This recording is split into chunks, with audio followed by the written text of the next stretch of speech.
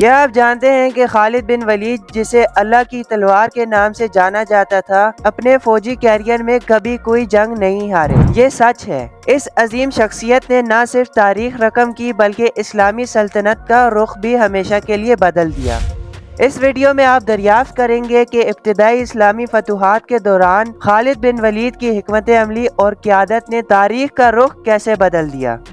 تیار ہو جائیں، کیونکہ ہم لڑائیاں، حکمت عملیوں اور تاریخ کے سب سے فوجی کمانڈروں میں سے ایک کی حقیقت کو جاننے جا رہے ہیں۔ خالد بن ولید 592 عیسوی میں قریش قبیلے کے طاقتور بنو مخزوم قبیلے میں پیدا ہوئے۔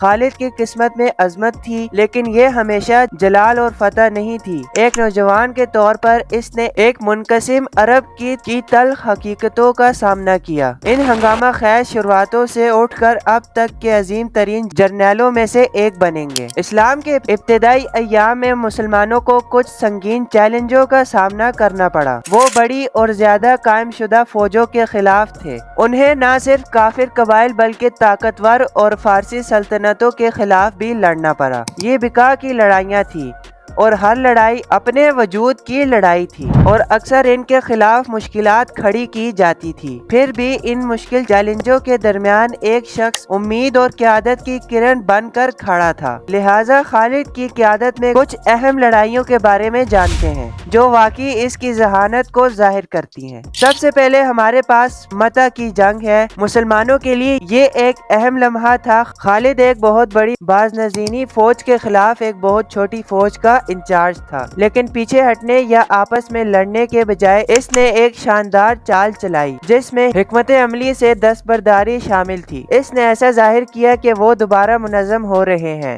لیکن واقعی وہ اپنے آدمیوں کی زندگیوں کی حفاظت کر رہا تھا۔ اس حکمت عملی نے اسے عزت بخشی اور ثابت کیا کہ بعض اوقات پسپائی ہی بہترین حکمت عملی ہوتی ہے۔ دوسرے نمبر پہ یرموک کی جنگ آتی ہے۔ خالد نے بازنشینیوں کے خلاف مسلم افواج کی قیادت کی۔ سخت لڑائی میں جو کئی دنوں تک جاری رہی، میدان جنگ میں موافقت کی صلاحیت بے مثال تھی۔ اس نے اپنی فوجوں کو تیزی سے آگے بڑھایا اور ہر موڑ پر دشمن کے پیچھے چھوڑتے ہوئے علاقے کو اپنے فائدے کے لیے استعمال کیا۔ جنگ کے اختتام تک مسلمانوں نے فیصلہ کن فتح حاصل کر لی، جس نے اسلامی سلطنت کی تیزی سے توسیع کے دروازے کھول دیے۔ اب آئیے اس اہم لمحے کے بارے میں بات کرتے ہیں، جو واقعی خالد کی ذہانت کو ظاہر کرتی ہے۔ یرموک کی جنگ کے دوران خالد کی افواج کے لیے حالات بہت سنگین تھے۔ انہیں بڑی تعداد کا سامنا تھا اور شکست قریب نظر آ رہی تھی، لیکن یہیں سے خالد کی حقیقی ذہانت چمکی۔ ابتدائی طور پر خالد نے اسلام کے ابتدائی سالوں میں مسلمانوں کے خلاف جنگ کی۔ پھر بھی مسلمان جنگجوؤں کے بے مثال بہادری کو دیکھنے کے بعد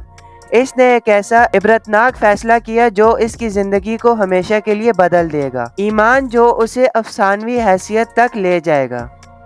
احد کی جنگ سے لے کر دھماکہ خیز فتوحات تک جس نے اسلامی سلطنت کو وسعت دی تھی، اس کی جنگی حکمت عملیوں کے پیچھے کیا راز تھے جنہوں نے اس کے دشمنوں کو برباد کر دیا؟ اللہ کی تلوار کے طور پر خالد کا نام فتح کے مترادف بن گیا، لیکن بڑی طاقت کے ساتھ بے پناہ چیلنجز آئے۔ ان کی وفاداری کا امتحان لیا گیا، اس کے ایمان پر سوالیہ نشان لگا، اس کی میراث کو چیلنج کیا گیا۔ خالد بن ولید نے اپنے عقائد کو برقرار رکھنے کے لیے کیا قربانیاں دی اور کیسے؟ جنگ سے ریٹائرمنٹ کے بعد بھی خالد کی زندگی کچھ عام سی نہیں تھی، لیکن اس کے آخری الفاظ جو اس کے آخری لمحات میں سرگوشی کرتے تھے، حکمت اور لچک کے ساتھ گونجتے ہیں۔ کیا اس عظیم جنگجو نے آنے والی نسلوں کے لیے سبق چھوڑا؟ ایک شدید مخالف سے لے کر ایک محبوب رہنما تک، خالد بن ولید کا سفر ایک تبدیلی، بہادری اور غیر متزلزل ایمان کا ہے۔ جیسا کہ ہم ان کی زندگی پر غور کرتے ہیں، ہمیں صرف ایک سپاہی نہیں بلکہ ایک ایسا آدمی ملتا ہے جس کی میراث لاکھوں لوگوں کو متاثر کرتی ہے۔ تاریخ کی مزید ناقابل یقین کہانیاں دریافت کرنے کے لیے لائک کرنا، سبسکرائب کرنا اور نوٹیفیکیشن بیل کو دبانا نہ بھولیں۔